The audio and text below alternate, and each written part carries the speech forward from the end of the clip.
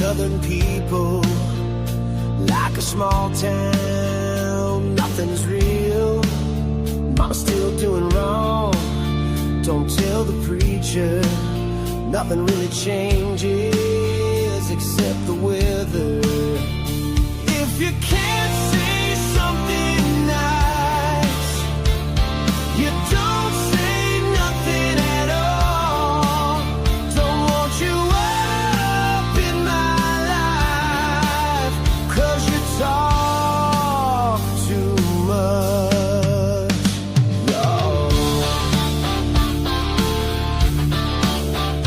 I could leave it all, I'm feeling low. Find myself on a brand new road. If you can't say something nice, you don't say nothing at all. Don't want you up in my life, 'cause you talk too much, y'all.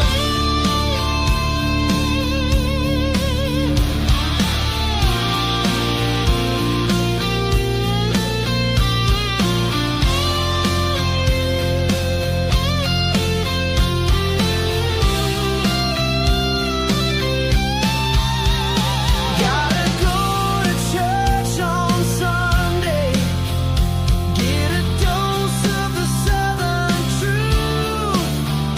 Grandma's house is just down the way, and she's missing you.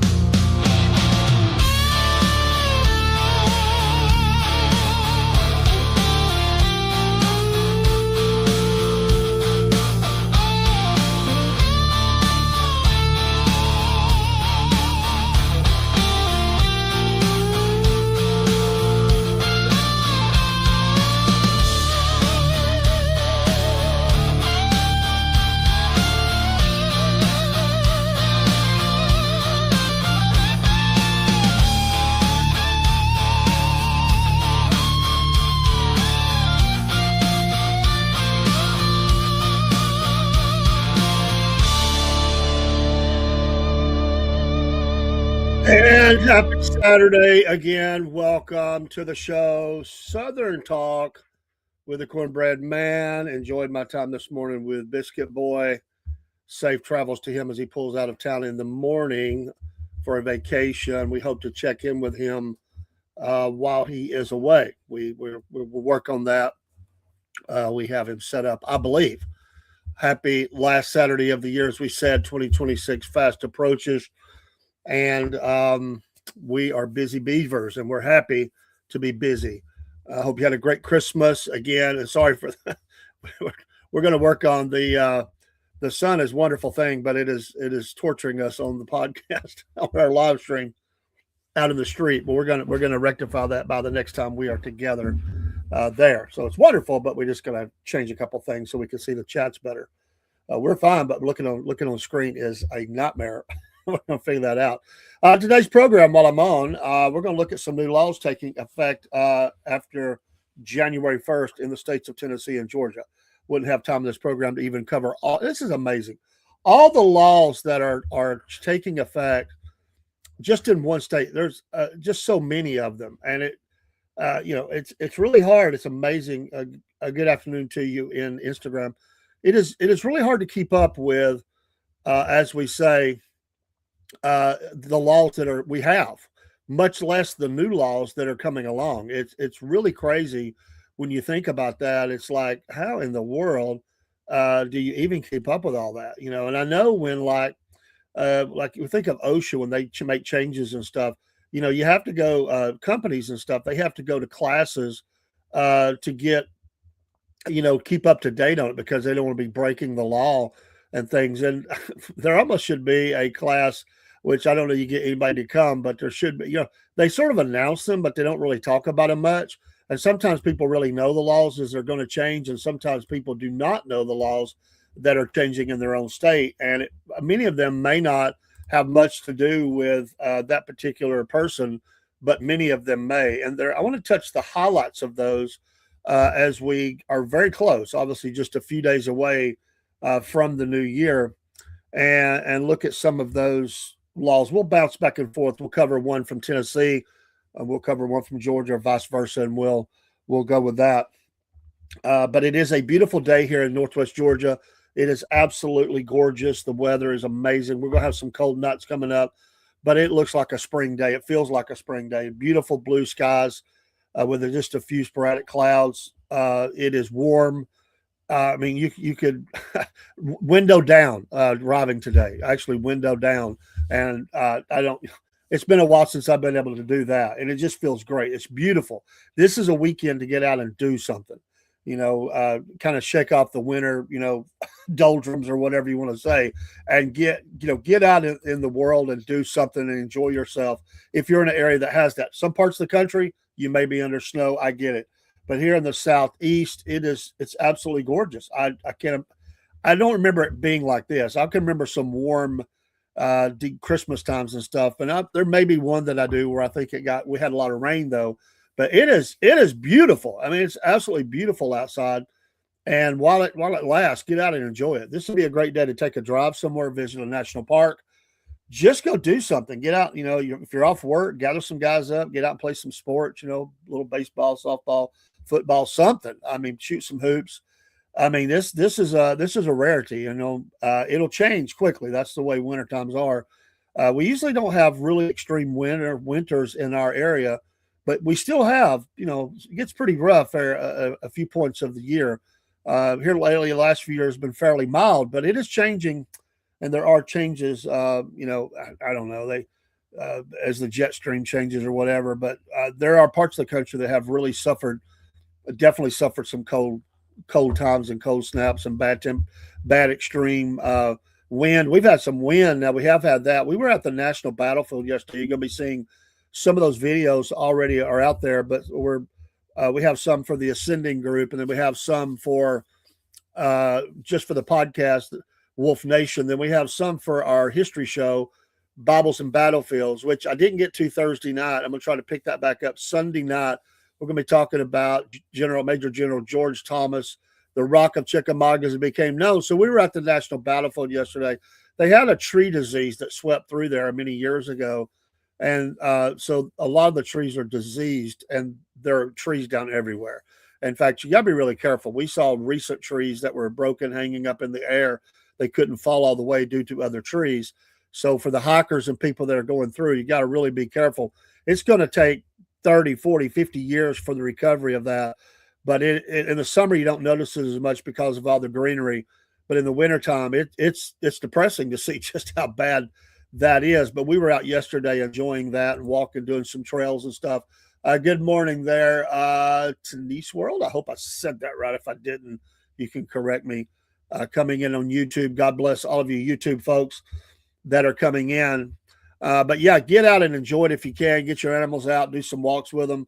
It gets so bad. The dogs don't want to go out, but if you can get out into the, world and get your dogs a walk, and we're going to cover on the pet show. Our pet show, by the way, is Southern Claws and Paws, and that airs every Tuesday at 6 p.m. Eastern Standard Time. 6 p.m. Eastern Standard Time. Here in the Tennessee Valley, we have had a new vet open up that is dog only. I don't know if I've ever heard of that before. It's just dog only, which I know there's a lot of dogs, so you have plenty of business. But I'm gonna have to ask my co-host, the cat lady, Miss Jenna, if she has heard of that. Dog only. It's a new practice, and they don't deal with anything else. Sorry, cat owners, you can't go here. Just dogs. Maybe that's just they want to just specialize on dogs, or maybe they don't want to deal with cats, or maybe a little bit of both. I don't know. But anyway, all right. Just a little bit, and our schedule. If you'll join us on Band, if you look up the Southern Fried Patriots podcast on Band, BAND, you can follow our schedule. I try to keep that updated every day. Sometimes we have to adjust to show up or back or cancel because just due to my wife's health and other things that's going on in life. We try to stay with that, though. We try to stay with every show that we have scheduled. Every day, we try to stick with that and be consistent with that. because we know it's important. We have people that want to see us, and we're thankful for that. Give us a like, follow, share, stalk us, keep up with us. You can even not like us. I had a God bless her. We had a young girl that was, hello, Dean. We had a young girl that has been coming in the podcast. I don't know area of the country she lives in. Hello, Brittany. And bless her heart, she was very supportive of the show, liked what we did, and she saw my Trump flag that I did. The puppets were on the air; their puppets are returning, and she classified me as basically I'm a Trumpster. I wouldn't say I'm that. I say I voted for him, and there's things I like, things I don't like, but that's not even the point. The point is, he said my mom says I can't listen to anybody that is follows or voted for Trump, so I can't watch your show anymore. And I was like, no, I mean, that's so sad. We don't even talk about that much, but isn't that sad? I mean, it's like crazy. What am I doing? Well, I'm enjoying a Saturday, and this is the last Saturday of the year, and having a good time and enjoying you. And we're going to cover some new laws that are taking effect in the states of Tennessee and Georgia, because I'm right here. I live in Georgia, and I am right close to the Tennessee state border, so I spend a lot of time over in Tennessee as well. Georgia, after January 1st, in obviously the year 2026, has one of the most major ones that have changed is Savannah's Law. That's a law that's going to take place as of January 1st. It's signed in. It's a register. I like this. It's a registry for repeat domestic violence offenders, including their name, the date of birth, conviction date, county, and current photograph. That has become the big deal in the world today. We have the sex offenders registry in Georgia, and probably most states have one. But I know in Georgia, if you pull it up, it'll show you everywhere where they live. And it's a little scary when you see, good morning, Watchman.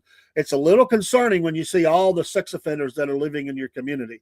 Well, Savannah's Law is now going to give you at least their name, date of birth, conviction date, county, and current photograph. So if your daughter or granddaughter, in my case, brings home some, wants you to visit the new boyfriend or somebody they're dating or something, you might want to do a little search after January 1st and start looking at these people to make sure. Oh, yeah, I do live in Georgia. You're moving here soon. Where are you moving from, and what area of Georgia are you moving to? Welcome to the state. It's a beautiful state. We do have some loonies here in politics that we gotta vote out and fix some things. But Watchman here, he's also Georgia. Dean is also Georgia. So a lot of Georgians in here because obviously I'm Georgia, so a lot of people that I know tune in. But Savannah's Law is one of the big ones. If we flip over to Tennessee, they have a new law that is taking. Well, that's not the one I was looking for. Let's see. Yeah. Okay. There was a bunch of laws that took effect in July as well. But after the turn of the year, in Tennessee, they have a new law that is called the Implied Consent Driving the Influence in Tennessee. It was signed by Governor Lee into law to change the state's implied consent law. Bye-bye. Hey, if you got to go, see you.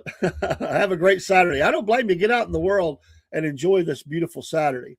But yeah, visit us, give us a like and a follow, and that way you'll see when we go live, if nothing else, Anyway, it says there's three parts of this. Refusing a requested blood test will trigger an implied consent charge. So a new charge if you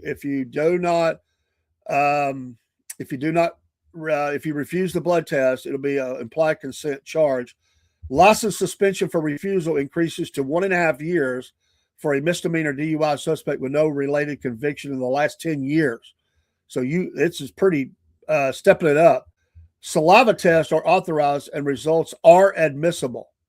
This is part of the new law of the implied consent law in Tennessee that Governor Lee has signed in. We'll come back to that in a moment. So there's a couple for you. One in Georgia, one in Tennessee. Here's another one I found interesting. In the state of Georgia, a new law taking effect after the first. It's called the Ink of Hope Act. Ink, I-N-K, like ink. It's for tattoo artists. Ink of Hope Act. It is a human trafficking intervention training for tattoo artists. It's amazing. When I was a kid, you hardly ever there was no such thing as tattoo artists. There were people that did tattoos. It was usually military or prison, and you might have had a rare one around. I never saw them much. Now they're everywhere. That we now have, we now have training for tattoo artists. It requires a 1 hour course by an approved nonprofit agency, and this is to spot evidences that someone is in your shop who may be being human trafficked. So that is a required 1 hour course. That's probably a nonprofit agency. So interesting. I want to dig into this a little bit more and find out the paper trail on this. Who is the approved nonprofit agency? Who does this? You know, it's 1 hour. Can you do it online? There's things I'm not looking deeper into it, but if you want to look at that, that's kind of interesting. You know, is it something you can do a PowerPoint or is it a video? I mean, that's, 1 hour is pretty good. I mean, or is it live? You know, can you do, streaming, or webinar, whatever it is. Hello, Bob. Bob's cool. Love that. But yeah, the Ink of Hope Act in the state of Tennessee, human trafficking intervention training for tattoo artists, goes in effect after January the 1st. So if you are a tattoo artist in Tennessee, I'm sure you will have already heard about this, but maybe not. Back to Georgia, or that was Georgia, excuse me, back to Tennessee. I got that backwards. That was Georgia. So in Georgia, tattoo artists, I don't think Tennessee's doing that, but back to Georgia. Let me get this one, find this, make sure I'm in the right place. The SNAP benefits have had an adjustment. First viewer, yes, on Twitch, you are the first viewer on Twitch. Thank you we're across multiple streams coming out of StreamYard. So we're on about 7 or 8 different streams. Well, actually counting doubles a little more than that, but we're glad you're here. Thank you. If you hadn't already followed us, do. And if you're a streamer on there, we'll give you a follow. And we appreciate you. Buying junk food with SNAP benefits. Again, this is out of, the laws that were passed in Nashville, Tennessee. The U.S. Department of Agriculture has approved waivers for 18 states, including Tennessee, to ban the use of SNAP benefits to buy certain sugary foods and drinks. It prohibits the purchase of items like soda, energy drinks, candy, and prepared desserts with SNAP benefits. And also the Savannah's Law we talked about also crosses over into Tennessee as well. There's a lot of reciprocal laws like that. And okay. Well, we appreciate that. Yeah, we're on both. Hey, thanks a lot, man. It really does help, and I appreciate you thinking of us that way. And so, not everybody can see everybody in the chat, so I need to pop those up more. Sometimes I get behind. And Miss Brittany had to go, but we appreciate Miss Brittany coming on. And then who else we have in here? Watchman, there you are. He's coming in from Rumble, and then Dean Potts was Rumble as well.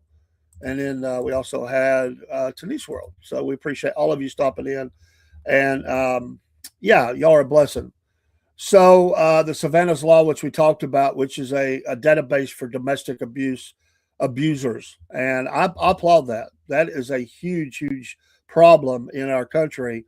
And we need to know who these people are that have this kind of rage, battering people and all that. And that could be male or female. That's, people think just guys. No, there's a lot of female domestic abusers nowadays. That used to be almost non-existent. That's not the case anymore. I'd say, I don't know the numbers, but I would say it could be 50-50 right now. If they pull up to a place and there's something happening, it could be either one or both go to jail now. That's kind of where we're at. This domestic abuse has just gotten to a level. But while I'm in Tennessee, so I wanted, and it says that there were waivers created for that, but this was a federal law put in for snaps, but it says that 18 states got a waiver, so it does talk about it. THC and hemp in Tennessee. It always lights people's ears up when you talk about THC or hemp. The latest, the Tennessee hemp program to remain unchanged for now as new federal laws and rules change. We know the president has been changing some of that. Where did I get the jerseys behind me? The Falcons jersey was straight out of, not Compton, straight out of the NFL shop. I bought that brand new. That's Bijan Robinson for the Falcons. I paid the price. Yeah, I did. That's not a Chinese ripoff or anything like that. Neither one of them are. That's an official NFL jersey. The mailman Stetson Bennett jersey, not journey. He was on a journey and still is, for the University of Georgia. I got that through. I got lucky and got that through. Believe it or not, I found a lot of jerseys through Goodwill, and that was not my size. That's actually for my wife, and I just hung it on the wall. But that's kind of mine, hers kind of thing. But I ordered that through Goodwill. So if you look around, if you can find, it's the problem is your size. If you just want to hang it up, it's not a problem. If you're looking for your size, the Goodwill is a great place. I bought multiple jerseys off of Goodwill. I only got one from Detroit Lions. There are some places that you can buy. They're not ripoffs, but they're seconds where NFL jerseys didn't get stitched right. If you look around, you can find some places you can get some deals there as well. They can't sell them like new, even though they are. And sometimes if you didn't know what the problem was with it, you wouldn't even know it had a stitch problem. But you can get stuff like that. And the Lions, what has happened to them? If come in and tune in on our sports show, we have every Monday or Wednesday. Next week it'll be Monday, and we talk NFL and certainly NFL and college football. But the Detroit Lions, man, I like what they're doing. And Jamar Gibbs, who's from right down below me, Dalton, GA, great young man, was a great kid. I've met people that went to school with him. Love what he does. Really good team. They've struggled here lately. Unbelievable. Yeah, and I'm shocked. I mean, that was everybody thought that was a potential Super Bowl at least playing team, but yeah, the Detroit has fell on some tough times, and they just gonna have to buckle up, Buttercup, for next year, I guess you say. They're doing better than my Falcons, I'll say that.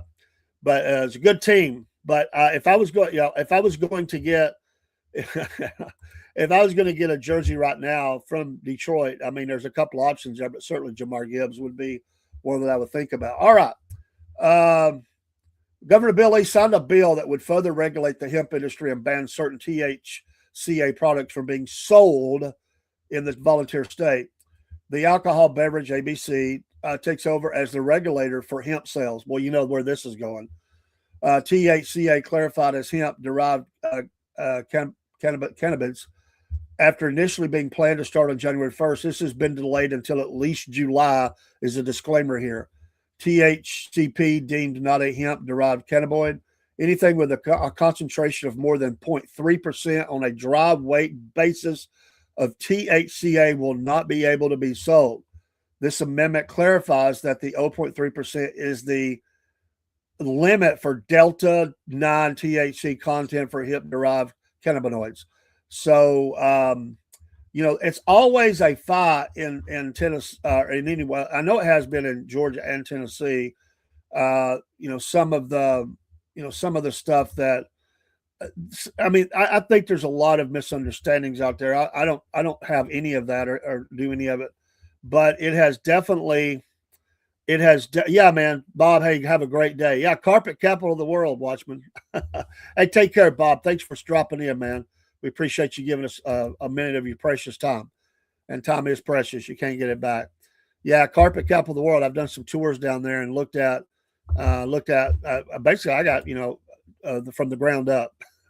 It's an interesting history. It really is. And God bless you. Have a great New Year. If I don't talk to you again, Happy New Year to you. But yeah, carpet capital of the world.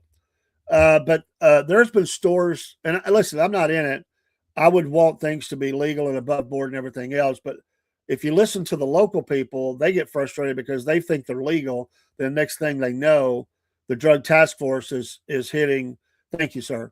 The drug task force is hitting these stores. And, there are those that are shady kind of folks. I mean, I get that. They're not to be trusted kind of places. Not, that could be a lot of places, but there are some that they spend a lot of time and money on research and really stay on top of things, and they feel like they've been targeted. I don't know, but that's what you'll hear. So there's a lot of misunderstanding on a lot of different sides of this. Here's another one, and this is Tennessee as well. I'll go back to Georgia in a minute. I wanted to cover this. This is interesting. I don't know. So I just like to laugh and have a good time. Sometimes people probably think I'm mocking something, really not. My mind does this. I just go somewhere. Just make it legal. Let's see. Just make it legal so stupid that cannabis is illegal. Our Constitution written on cannabis paper, you know. But people, it's always about. Well, there's a lot of different entities in this, but that the ABC, the alcohol boards, all are taking over. Or, I don't know where that's going to go. That sounds like I think the days of freedom for a lot of folks and what they're doing with that, the regulation is fixing to get really stiff if that's the case. I would suspect. So they're going to be able to get a lot of fine money, be a lot of fines. And welcome again on Instagram. Thank you for popping in. Anybody else, if I don't see your name and you're just here by number, so I don't mean that in a bad way. I just see you by number, like 5 of you on X. Thank you for X. Doesn't do a good job with. I could go into the individual program, but thank you for dropping by. All right, HB 0164, SB 0128. This is a law that would permit licensed chiropractors in the state of Tennessee to also practice animal chiropractic. I didn't even know there was such a thing. I mean, I guess you do x-rays and you figure out, but I mean, the dog can't come in and go, I feel like I've got a catch in my back, I mean, I didn't even know there was such a thing. It was passed over opposition from members of the American Veterinary Medical Association. The bill would require licensed human chiropractors to take 6 hours of continuing animal chiropractic education annually. Well, that's a lot, 6 hours. Maybe they spread that out over the year. But in addition to all required education set by the Board of Chiropractic Examiners, they would also be required to receive certification from the American Veterinary Chiropractic Association. Again, some things I'm just not up to date on. I did not know there was a chiropractic animal association. Didn't know that. State Representative Pat Marsh, Republican, Shelbyville, Tennessee, said the measure would allow animal owners more options for pain management. AVMA Executive Board member Dr. Mary Ergen, a licensed veterinarian in Nashville, said she worried about untrained individuals causing animals more pain. I mean, and the only way you're going to know is if they start, growling, wincing, moaning, howling, whatever. But kind of like we do, I guess, when we go to the doctor. Oh, that hurt. But I didn't know this. I guess it's another. It's a revenue stream. But here's the thing. My mind. This is another. We're going to have a program on one night soon. Is do you do you bring you and your dog at the same time for your twice, 3 time a week visit to the chiropractor? I mean, do they have an animal side and a human side? I mean, what does this mean? Like, and somebody tell me honestly, I don't know. Is there such a thing where you can go in and you'll be able to go into, and you and your dog can go back at the same time? Well, animal. I didn't just say dog. Animal. My God, my mind just goes wild with this. It's like they're a parakeet chiropractic care, owl. I mean, snakes. I mean, I know that's a little different. I get it, but I'm assuming dogs and cats, and I don't know. Horse, that'd be a heck of a chiropractor right there. You know how I've went before. I do have knowledge of chiropractic care because I quit going, and I've been able to maintain. I learned how to just kind of take care of myself and alleviate the pain, not through medications, natural ways that I know how to do my body. And I quit going. And the reason I quit going was because my chiropractor I was going to, who I like, forbid drop in. They said walk. I just went by their shop, rode down it going to do the live show, and they have walk-ins on the sign. Welcome. What they don't tell you is this particular chiropractor, which is a part of a huge school of them that they run you through like cattle. It's all about money. I don't care what they say. I like the guy. I started with him when he was in a small practice. He built a big new place. I walk in one day. They come in and hand me a paper that says I have to agree to a course of care and pay for it all up front or take a loan out. with obviously tax increases, or not taxes, but interest. Excuse me, interest increases on that. It was going to be $1,200 to $1,500 for the next 25 visits or something. And I said, what if I only want to? I only came when I need it. Like I would come, a couple of times, three. I usually do 3 trips, and then I wouldn't come back for a while. And that's what they were trying to do, to corner you in, to keep you coming. And they would say, well, he said, well, we're not going to treat you that way. If you don't agree to all the care, we can't do you no good, and you're not taking proper care of yourself, is what he. And I said, look, Bob, I said, my own general practicing doctor, like MD, does not ask me to come to him. In fact, he'll tell me I don't need to come back for a while, and I'm like, I'm not signing that. And he goes, well, you can't come back. And I'm like, are you kidding me? I won't be back. And so I quit going. I intended on finding another chiropractor, and I just never did. And over time, I just figured out how to do all that. Well, I don't need them. And so, you know what, Mr. Doctor, you lose. And you know what? I don't need you, because a lot of it's just, I get it feels good and all that. It's no different than a massage. They crack a few bones and give you a massage. Some of them will get you down and put you in the torture chamber and really start, hitting your body and everything. But anyway, it just made me mad. But I did not know, and I've never been where a dog come in or a cat or anything else and I realized they didn't have a way to do that. Now they do, but I'm just it cracks me up. Watchman says Big Pharma losing too much money. Also, the alcohol industry losing money to cannabis. Well, yeah, sure. Too many issues with allergies. But I have not been back to the chiropractor since that day. And I suspect that unless something major changes, I don't think that ever will. It's treated like, almost like, people get almost kind of addicted to that in a different kind of way. They want you to come 3 times a week. And what they want you to do is be on a maintenance program. They say, well, you'll just slip back. I've got a problem with my neck. That's why I went. I was in a car wreck. And honestly, does it help to get all that massages and all that stuff? Sure.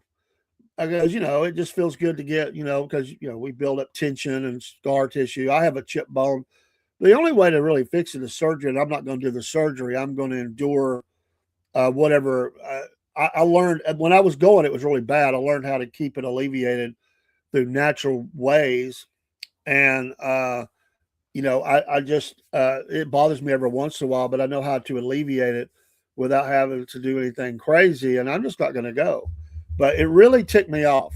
I'm not going to name the group they're with, but I will promise you it's not just that one place. That particular group does that. There's plenty of chiropractors still let you come in when you want to. But I just never went back, and I'm just going to save the money. Some insurance programs or or policies rather, will actually pay for up to, ours at that time paid for $750 of copay or something like that. And so people would go until that was basically gone and then not go back. So they would spread it out through the year and use their benefit. But I'm just not giving them another dollar. Basically kicked me out the door. It basically said, you sign it or you can't come back. And I said, I will never be back here. Say goodbye. I've been with you for years. I've been coming here. I helped build your practice, and you are kicking me to the curb. He said, I have a medical responsibility. Bull crap.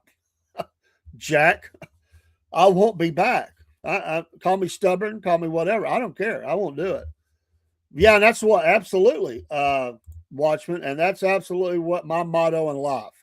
I'm not going to do it.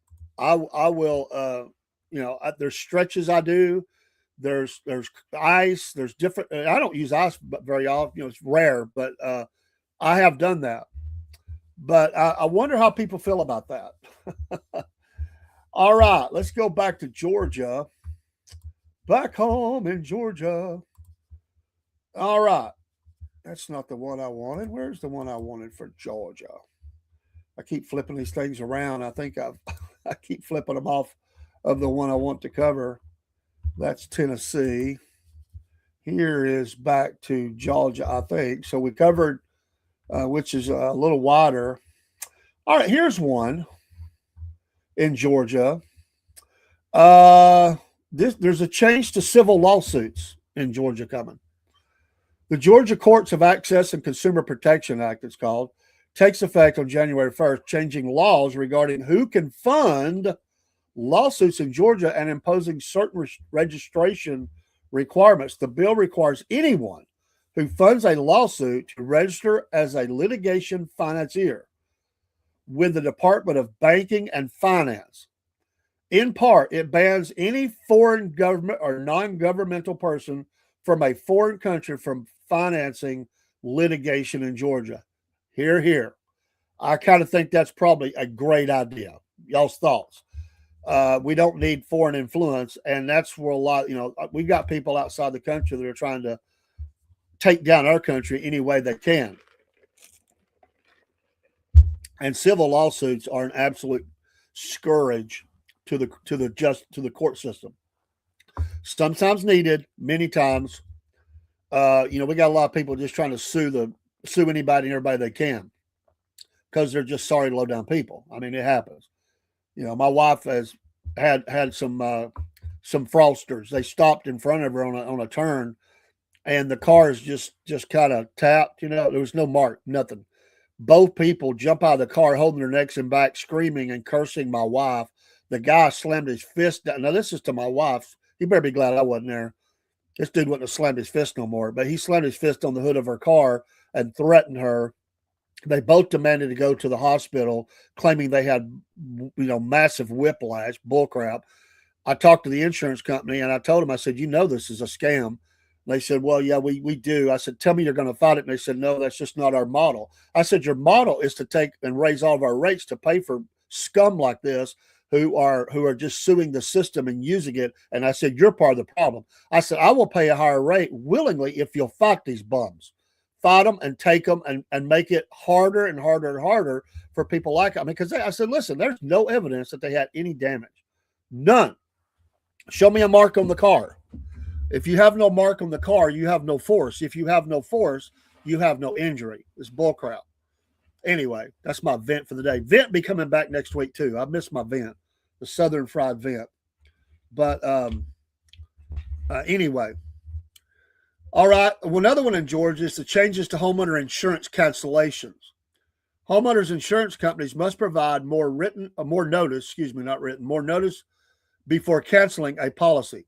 According to the legislature, starting January 1st, homeowner insurance companies must provide a 60-day notice that they intend to cancel a policy. That it doubles it from the 30-day current requirement. That applies to any policies issued or renewed after January 1st. So unfortunately, us that already have those, they can still do that. It's for the new ones. So interesting. Watchman says, Carol Walker, the top back surgeon in Georgia, told me to never let them cut on your neck or back. She walked away from her practice that same week. She worked on heads of state and she just left. Interesting. Carol Walker. I'd love to talk to her. I think that'd be an interesting story. We need to look into that, see if we can get a contact. All right, back over to Tennessee. That's interesting. I kind of like. Oh, here you go. Bicycles Unite. In Tennessee, HB 1378 or SB 1420. Signed by the governor in May, this law requires written exams for driver's licenses in the state to include information concerning hand signals used by bicyclists to communicate turning, slowing, and stopping. The state driver's manual used to prepare for the exams will be required to enable a reasonably diligent applicant to correctly answer the additional questions per state law. The measure is designed to increase safety for bicyclists in the state.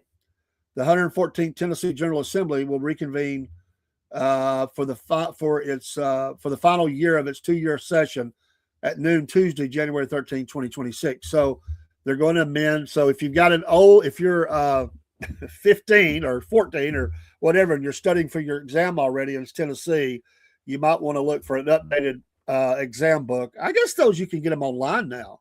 Used to be you had to go by there and get the book, which I'm sure you can still do. But it would be interesting if you could if you could download that. They probably would ask at the most 1, 2 questions out of that because the exam covers a broad spectrum of things, obviously. But I would think it would, you get a couple of questions. I mean, there's not too many hand signals. Maybe they cover all 3. I don't know. I don't think that's going to. I mean, I'm not against it. Okay, it's information. It's good information. It's safety. I get that. What I don't I don't think myself. I don't think that helps the problems that we have with bicyclists and cars hitting each other. Let me just take a little detour here. And no matter what you say about this, somebody gets ticked off at you. And I'm going to bring motorcycles into the thing as well.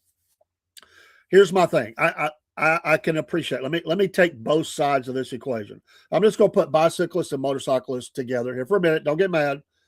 And people driving trucks, cars, and whatever else. One, my belief, it's me, David, talking. Do people driving cars and trucks and trailers and all, do they need to be careful when they see bicyclists and motorcycles and really look to see them? Yes, no doubt about that. People need to quit driving crazy, trying to run them off the road. These are nutcases. I've never done that, and I would never do that.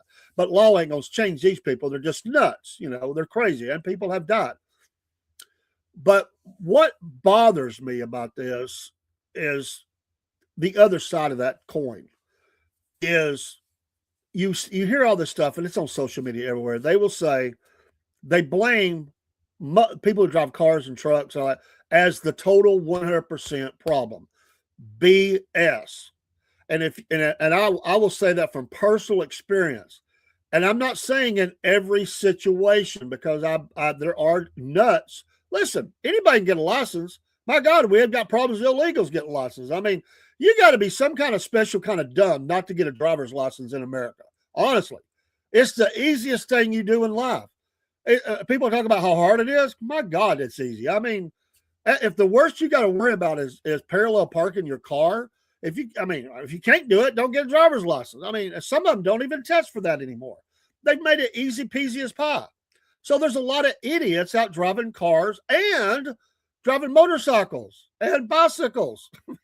They're still dumb. It doesn't just because they're out there. So here's the problem I have. I have had bicyclists and motorcyclists to cut me off, to take aggressive moves, especially motorcyclists. They drive, I can't tell you how many times I've had them driving up between the cars who are bumper to bumper on the interstate or just crazy driving in and out of traffic. And they blame the car driver when the motorcyclist gets hit. It's not every motorcyclist. Again, people get mad at that. I'm saying it's both sides. Do we need more recognition that they're there? And listen, I will go further. And I don't care if it, they don't use signals. You're right. And here, I'm going to take it a little step further. And bicyclists of the world, you can be mad at me. I don't care. I've rode my bicycles. Excuse me, I'm getting my words confused. But bicycles. Here's my problem with that. Bicycles do not go the speed of cars. Listen, I deal with this every Sunday almost when I go to church. My church is on the mountain. I got to go up the mountain. I got bicyclists that's testing their strength and agility and learning and all that, pushing their bodies for the next Ironman going up the mountain, which is a curvy road. I get stuck behind them. I'm doing, 5 miles an hour, especially uphill, and it's double lined all the way up the mountain. I mean, I'm stuck. I either sit behind the bicycle and I just can't get nowhere, or I go around them. So do I break the law in the national battlefield as well? Yes, everybody does. Their presence makes me break the law. Most roads do not have a bicycle lane. There are those through the park, but they're not on the main road because it's a state highway. So you have to break the law to go a normal speed for a car versus the bicycle. This creates danger zones in both situations. And you can't expect a person in a car to sit there, which is backing up all the traffic. And what's going to happen, you're going to have somebody coming from a quarter mile away trying to get around all of them with oncoming traffic. It is a problem. Your little law does not fix that. I understand the signals. I've used them myself. I'm good. I understand it. Okay, let's have some more education. It's not going to fix the problem. And yes, people who have bicycles probably are paying through their cars the taxes and stuff on the gasoline and the road repairs and all that stuff, but they're not on the bicycles. And you can get mad if you want to, but I'm telling you what, there are more of us that believe this should happen that do not. You should have to register that bicycle. You should have to tag that bicycle, and you should have to have insurance on that bicycle. I don't care if you got 10 cars sitting in your yard. If you're going to come on the highway, you should have to have that. This is not working. They're creating more of a danger, and especially the cities, the urban areas, it's even crazier. They're creating danger situations, and I refuse to accept 100% of that, which is what is said out there. If it makes you mad, it makes you mad. I don't care. I see it all the time. You got a group of bicyclists that are running down a very curvy road that goes to the place that I work. Traffic is backed up for a half a mile or more, people trying to get to work. They spread across the whole road. They make sure that nobody goes around them, and they don't care. It's not right. It creates more of a problem. I'm all for people riding bicycles. I've rode them. I like them. But we got to have some common sense about some of this stuff. And it's just become a big problem. That's my opinion. And if you got the bicyclist who's going slow with their pet, some of them do it with their pets. They got their dog, jogging along beside. Then we got a whole nother problem. Anyway, yes, I agree with you. We got some Looney Tune evil drivers out there that'll absolutely run you off the road. They're crazy, and people have died. They drive too aggressively around the bicycles. They're screaming at them, cussing them, flipping them off. I've heard it all. I know of people. I don't know who they were, but we had an Iron Man here. They dropped roofing nails in the road trying to flatten their tires. Well, you could hurt somebody. That's wrong. It's bullcrap. But this law does not fix any of that. I'm all for more education, though, as for concerning safety, so I'm not against it. Update the book. Doesn't matter to me. I don't know why I had to have a law to do that, but they made the law for it. It's not in every state, but I suspect this will continue to grow. And somehow, through the national battlefield, we have to come up with a way, because the side roads is not a problem. A lot of them have, and people are going very slow anyway, but they're not flying through the battlefield. The speed limit is maximum of 40, and that's only in certain parts. Most people are going to take their 5 miles over. Actually, I think it's 35. People will go 40. We'll have a lot of people going faster than that. But on the state highway that goes through the battlefield, there's a bypass that goes around it, but people want to go through. I like to drive through because I like the history and I like the wildlife and I like to see it. I just drive a normal speed for the part. But you get some bicyclists out there. They want to go down the main road, and it creates backups, especially at shift change at local factories. And then it becomes a problem. So you got one bicyclist and you've got 40, 50, 60 cars backed up, heavy traffic the other way, and tell me that's a disaster waiting to happen. So that's they should yield to motorists, Watchman says. So I'm just saying, there are all kinds, and there are arguments on both sides of this argument. There are rights and there are wrongs, and I try to look at everything from the in out and from the out in, and what I do is human experience. You go out, you experience it, and I tell people all the time. I'll say this guy is going to get killed, or this girl is going to get killed, and let me say another one. In this death trap potential that is happening, you got the family unit out on their bicycles. Sometimes that is children down to the youngest of ages. The family, I've seen this so many times. The mother, father are out front. Little brothers and sisters and all that are trailing behind. The smallest one will be the last in line because they can't go as fast. And they're on the highway with cars getting lined up behind them. And you've got they don't have the experience. And I have seen them kind of lose their balance a little bit as they're trying to pedal faster and keep up and go out into the lane more. That scares me. It absolutely scares me. So, listen, I get it. I'd love to have somebody come on and talk about it from both sides of this. Come on, we'll talk. I mean, that's the free exchange of ideas and expressions. I'm all for it. I'm not asking you to agree with me. I'm just saying this is my experience. tell me that. I mean, I get it. There are some nuts out there doing crazy stuff on in cars. And one more thing on this: we need education not only for bicyclists, but how about pedestrians? I can tell you that went to turn in a street the other night. This happened a couple of weeks ago, and someone was dressed so darkly, I didn't see them till the last minute because you've got oncoming lights, you've got street lights, the red lights, all that lighting. You got all the store lights, you got lamp lights, all this stuff that's going on. Total black, dark. I don't know, black. It's dark outfit. Total. Could not see them. It scared me to death. I saw a little movement out of this on this side, and I just slowed and I looked a little more, and there was somebody just trucking along. They weren't even in a hurry. They just figured, and this is a turning thing. They just figured, hey, listen, this ain't Gatlinburg. We don't see you. Everybody don't stop for you in the crosswalk. I mean, the drivers have the right of way. But in some of the cities, they've done that. If you see them in there, you got to stop. We have one place like that on a mountain near a church. I'm good with it. But at night, you got to wear something reflective.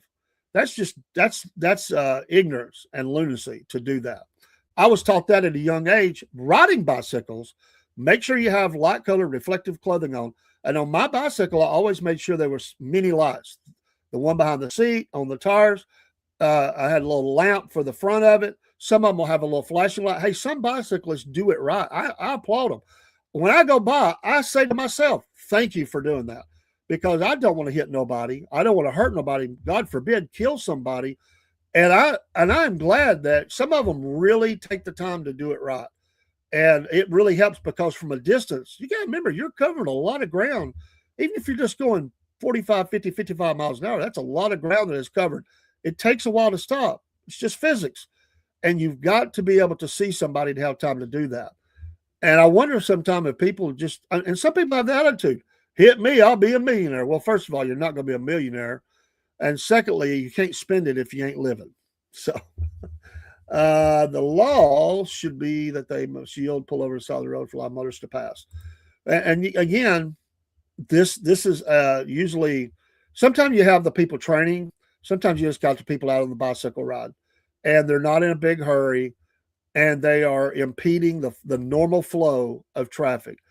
I just can't understand it. And for them to tell me they have the same rights and laws as you do as a person in a car, I have a problem with that. I didn't mean to say this long with this, and I'm gonna have to come back to this in the next show, but because I'm going to run out of time, I got to work today. But there's so much that comes up about this. They say they have the same rights and laws. Well, here's what makes me mad. When there's nobody coming, I don't see another car, I still stop at red lights and stop signs. I don't run those. I try to obey the law. We all break the law some. You do. They got so many laws. You're going to break a law driving. You're going to break it. We got more laws coming. I stop. I can't tell you how many bicyclists I have seen that just roll on through. If you say they have the same rights, they're also required to comply with the same laws. It's not a we always, here in Georgia, we always call it the California roll. Because, that's where it started. Everything starts in California and comes across the nation. We're 5 years behind here, is the way I figured. It's probably shortened now with social media. But that's used to, you wouldn't see the people roll through the red light. Well, they hit Atlanta first. Now it's everywhere. That more and more people go. So half the light is spent for the people running the light. They don't care. So the California roll, we call it. The California roll through the stop sign and the stop, just roll through it, slow down. Oh, nothing, come and go. I see a lot of bicyclists do that because they don't want to have to get cranked again. I'm sorry. That's what that brake's for. Stop and do it. I'm not saying every one. I don't like to paint that brush over anything because there's not all that's all anything. There is always people that do the right thing. But I do see it a lot, and that frustrates me to no end. I'll just say that. Wow, man, I got my blood pressure up now. Let's get a couple more in. I took a little time with that. But take the time to look through these, and we'll come back to it. It'll probably be, I don't know if it'll be tomorrow, it'll be Monday. We'll do that on one of the shows. Let's see. Tennessee Security and End Organ Harvesting Act. This prohibits health insurers from covering organ transplants performed in China. My God, why would we cover that job? Or using organs bought from China. It's a new law taking effect in Tennessee on January 1st. Tennessee Genopic? Did I say that right? I probably said it wrong. Security and End Organ Harvesting Act in Tennessee. All right, here's you one. And we'll go back and look at some of these a little deeper. The temporary driver's license. Here you go. Non-citizens, this is the state of Tennessee. Non-citizens can only obtain temporary driver's licenses, which will have a distinctive mark. Non-citizens. So it will look different. It is a temporary license and it will have a distinctive mark. Back to tattoo artists, state of Tennessee, tattoo apprenticeship licensing update extends apprenticeships from 1 year to 2 years and requires a signed completion verification before licensure. So that is some from there. Let me flip back over to Georgia. We'll get a couple more in before I have to go.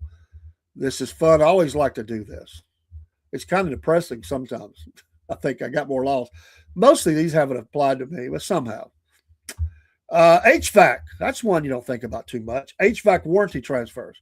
The Georgia General Assembly passed legislation that makes changes to warranties for HVAC systems. They say that warranties for HVAC systems in residential homes will automatically transfer when properties are sold to a new owner. Sounds like a great idea to me. They say this applies to any HVAC system sold after January 1st, so no current one.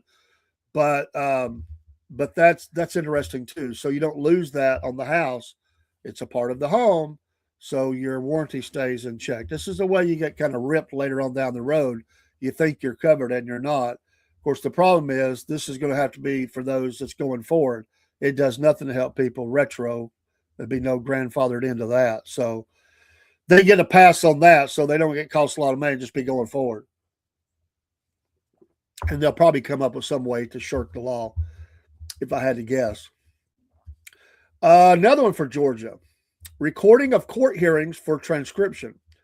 The Georgia General Assembly passed a measure that allows for certain court proceedings to be recorded digitally instead of having a live transcript made during the time of the hearing. Interesting. I wonder if this has to do with it's getting harder and harder to find people to do that job. Takes a certain kind of person, and I have heard that is some cases are delayed or even changed dates because they couldn't have access to someone to do it. Somebody was sick. It said certain court proceedings. They didn't give a measure there, but we'll see. Also, in the state of Georgia, charges to ethics investigations of political candidates. Starting January 1st, the State Ethics Commission may not begin investigating a candidate within 60 days of an election. Some of this stuff has been used. We know the Georgia system has been a mess. We know that, and still is. That we know who we're talking about. We know what's going on down in Fulton County and all that. The act also requires that campaign and personal finance disclosure reports for local elected officials will be filed with the state ethics commissions, not locally. That could be bad. It could be good or bad. If the state ethics commission is above board, we're good. But what I will say is that stops from small town local crapola.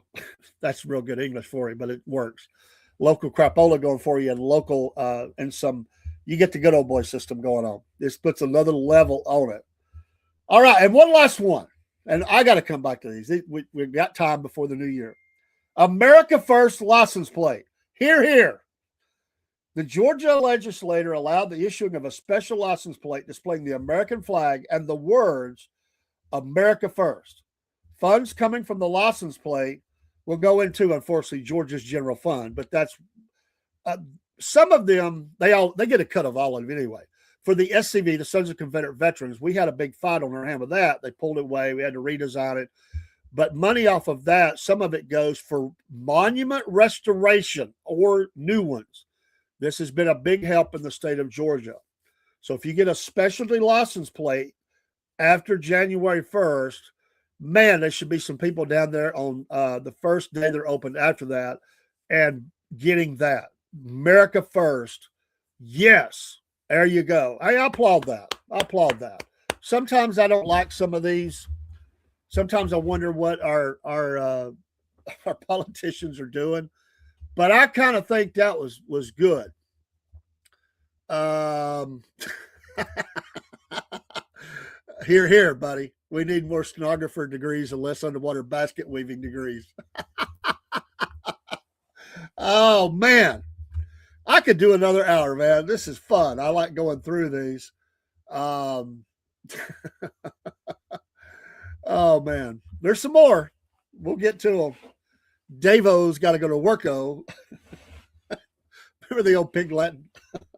Anyway, Dave, it's. I'll still be bouncing around the socials. I've got some videos to get posted up. I've got. I'll be checking in on some stuff through the day as I do my work, and so you'll still hear from me, but no live stream until in the morning. Hey, join us. Yes, in the morning, right around 8 a.m. I try to be right on time with these things. I really do.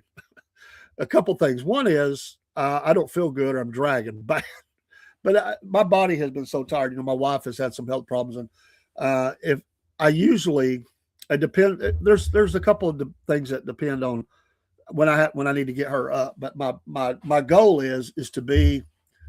Do I ever watch Sons of Liberty on Rumble? No, but I'll be definitely willing to do that. Sounds like a good show.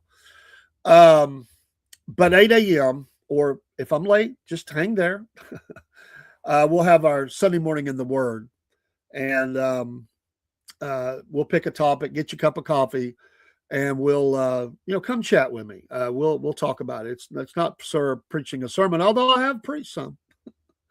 It's talking over the Word of God and help for all of us. Help for me. I need help too. Pray for me, and to get better as a child of God. So Sunday morning in the Word, 8 a.m. Eastern Standard Time. If I'm a little later, I'll push it a little later. So I try to get the full hour in. And then Sunday afternoon, I'm going to be helping. I got some things to do at home and helping my wife and stuff. But Sunday night after church, two programs for sure. In fact, one of them will probably be, long live the Second Amendment. That is a Rumble only show. If I get that one in, get your Rumble app. I can't do that show on the others. I can't do it. That tells you where we're at. I'll get struck. So that's why it's a Rumble only show. If you don't Rumble, you can pull it up. I won't make it premium or nothing like that. But talking about gun laws, that's another one we need to look at. Changes, attacks on our rights as gun owners and Constitution and all that. But I try to do a news segment. I'll do that. And then maybe I'm going to try to get the history show in. And I've got to get my America First show back going because that's really, I really love that. I had a great time with the first show I did. And I would, due to sickness and other things, I got back to it. But definitely going to do that. No, I didn't have a chance, man. I was busy. But I definitely want to do that. But if you've got my email, could you send me a link with that? I know I'm asking you to do something, but it would help me just have a quick link to it. I will check it out today. I'll have some time. So it's just the holidays, man. I cooked Christmas Day, the first part of the day. That's all I did. After I did the stream, I cooked, and then I was just cooked after, no pun intended, after that day. I'm still kind of getting over it, but I feel better today. Thank you for that. I'll look and make sure. I think you did. Yeah, I've still got a couple of emails that you sent me. I have not avoided them, but I'm still catching up with some emails. And by the way, if you'd like to email the podcast, we have a 3, and there's reasons for that. The overall podcast email, I have a personal one. I don't mind you having it. Heck, everybody has it. But the official podcast email is slppodcasting@gmail.com. There's 2 P's there. slppodcasting@gmail.com. For Wolf Nation 26 at yahoo.com. A little different, not Gmail, Yahoo. And for the pet show, Southern Claus Paws at gmail.com. Southern Claus Paws at gmail.com. And my personal email, I don't care. I do a lot of business with it. Cordell's Atlanta at gmail.com. I'll get those up. And actually take that email off. I still use that email, the Southern Fried at Yahoo. I've got that up. I've got to update that. But I will check that out. I've been watching a lot of music stuff lately, videos and different ones. Uh, just my streams are, they send all that stuff to me because of stuff I've looked at. So I get a lot of suggestions for different. So, and hey, I look forward now next week. I look forward to part 4, Def Leppard with our Southern Fried Soundstage. Part 4, it's a tough subject, but one we must cover in the history of Def Leppard is the death of Steve Clark, and hence the arrival of Vivian Campbell. And we'll do a lot of background on that. We'll do a little more background on Steve Clark and some of the things there, and some of the things he did with Leppard, which doesn't get the credit it deserves to me. And then the arrival of the great Vivian Campbell, and we will talk about his background and his arrival, and now 30 plus years in Def Leppard. And we'll do all things that, and that'll take us up to then. We'll get into a couple other things. We'll do a part 5 for sure with Def Leppard. Then we're going to move on. I'm trying to decide which band to do next. God, it's like a candy store. Which one should I do next? There are so many things, even one-off type shows that I'd like to do with that show is to talk about what's the iconic song for each band that really was, changed, made them into the stars they are. There's differences of opinion on that sometimes. I was thinking this. Broski asked me the other last show what was my favorite Leopard song from Hysteria, and I love the song Hysteria and all the songs I like. And I said Love and Affection is kind of where I'm at right now. I just love that. But all-time Def Leppard favorite song is really off Pyromania, and I just love Coming Under Fire. I love that song. Has very rarely been played live. They are doing it now. It is always that song is killer. Straight on rock. I love that one. Coming Under Fire. I heard it this morning, headed to Ringo to do the live stream. And I was like, yes, that's the song that really gets me going. He was playing some Christmas neoclassical guitar the other night. It was amazing. I'd check that out. I did see, now when I say I didn't see it, I did pull it up and I did see like just a little piece or two. So I did see that. I just didn't get a chance to watch the whole thing. Me and My Wine. Yeah. There you go. Give me suggestions on the next group I'm willing to take suggestions. I've had folks suggest Iron Maiden. I've had Judas Priest. I've had, do we go older? Do we go newer? Do we go, I'm really good, late 60s all the way up through into the, I don't do much past, late 90s because I just don't think for the most part there's much been done. I do know a little bit, but the older bands that are still putting out material. But, give me something and then take part. Watch it and take part. It is a conversation about music, and we'll dive in and talk about the history of the band, their music, and all things. It's a lot of fun for me. I hope you're enjoying it. I love it. It absolutely just makes I get excited for that show every week, and the history show. Yesterday, me and Paul were standing in a couple of iconic places in the battlefield, and one of them I had never actually stood on that particular part of the battlefield that I remember. And it was special. I told Paul, I said, I am so glad we're out here today. It's a beautiful day. We talked to some people from Texas, and I thought it was interesting. Man, I do got to go. But their son is doing a school paper on Ulysses S. Grant. So they have visited Vicksburg. They have visited Chickamauga. That was their second time to be there, I think. And they were going to go to Shiloh. Ooh, I said, you're going to like Shiloh. But he's got to narrow the scope. You can't just do a paper on the whole of Ulysses S. Grant or the whole of Robert E. Lee. You got to kind of narrow that scope down. And that's what he was telling his son. But great family. Enjoyed talking to him. Well, I would. If I could get that interview, I'd be more than happy. You got a connection? I would love to talk to someone connected. And yes, get your Wolf Nation coffee. I would love to talk to him. He does. I have a few years ago, I talked to Rudy on, then was Twitter. I talked about his book, reached out to him about his book, Off the Rails, which is a great book, by the way. If you want to talk about a great book about a history of a band and Randy Rhoads and all that, Off the Rails. Rudy Sarza, what an amazing person. But yeah, I'm always willing to reach out. Sometimes you're going through the gatekeepers. But I've been wanting to. There's a couple of people I'm wanting to reach out to and kind of work through and get, see if I can get a couple of interviews. But there's bound to be some folks out there that haven't been asked in a long time. Not those two, but there's a lot of angles you can work this. So I'm constantly thinking of what angle I want to approach. So we have, just by way, we have our racing show and sports show Monday evening. Interview with Scott Smith, dirt track driver. If he's watching, shout out to you. I know you've been watching some, and a lot of other dirt track drivers are going to be. We have interviews lined up into February now. Way to go, Dean Potts, the chaser. He's chasing after those interviews. We're working on a night of ministry right now with some friends of the podcast. John Frey, remember him? He's the gentleman that spent so many years in the South Carolina prison system. Is doing great things for Jesus. He writes music. He let us use some to put on our radio station. And they're still there. And a couple who they minister together. I was texting with them today. We're trying to line up a date where they can be on the show at the same time. And I'm going to reach out again today to Chris McDaniel and see what date we can get him on to talk about his work in for the kingdom. And amazing person, love what he's doing. And I was just trying to get away from holidays. Amy Petula is coming up on January 5th. And I don't have the book in front of me. I think I got it up at the house.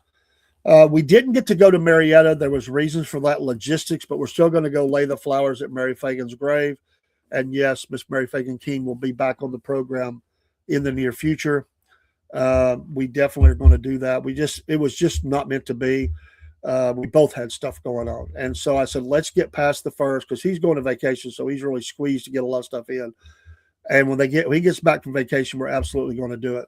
And I'm hoping to do a live stream from there, which meant we didn't go to Corpsewood Manor anyway. So what we did is we went and did a lot of videos.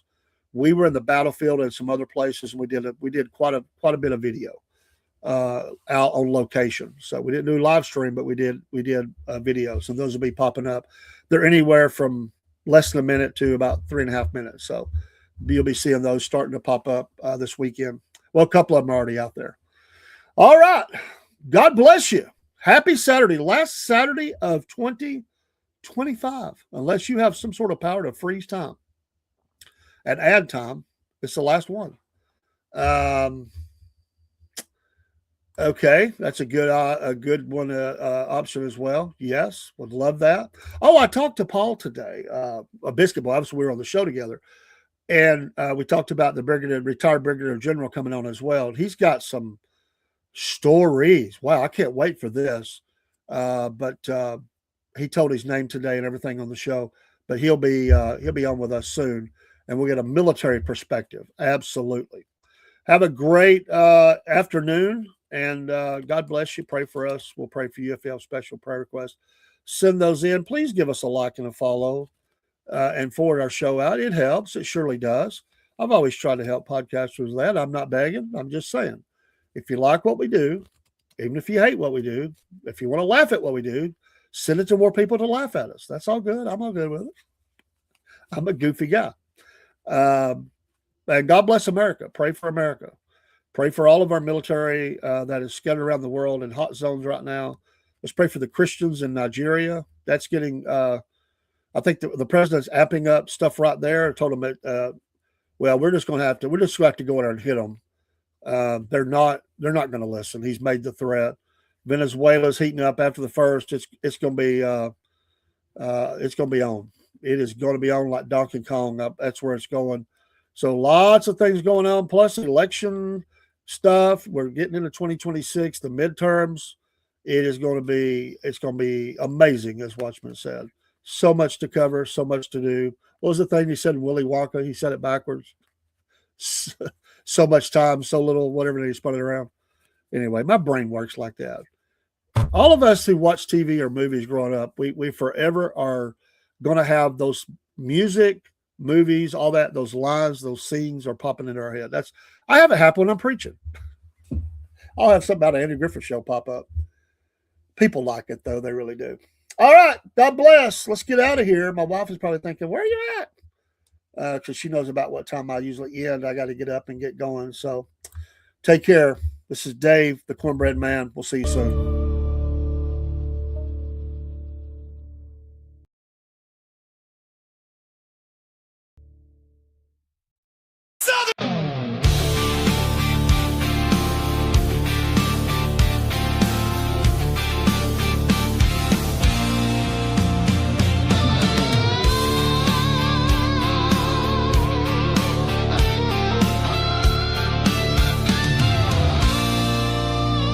It's a complicated life for the southern people.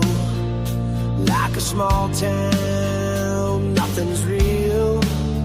Mama's still doing wrong. Don't tell the preacher.